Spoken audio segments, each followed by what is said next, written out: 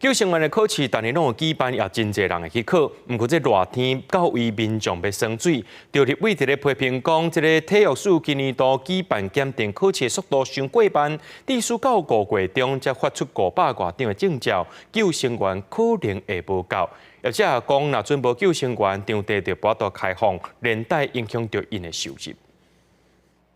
热天特别到啊，民众较喜欢到游泳池这所在耍水，即摆所出现救生员可能无够问题。立委甲业者23举行记者会，立委批评体育署今年度的救生员检定考试举办时动作有够慢，去年的检定考试办62场，不过到今年5月中竟然只办15场，而且伫核发出来的证件数，去年超过2000张，今年到即摆也只发出541张。今年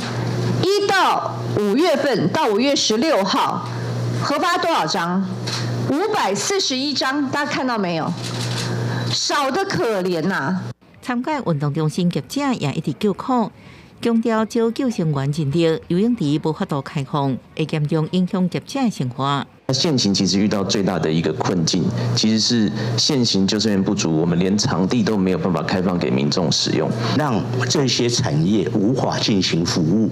暑假来临，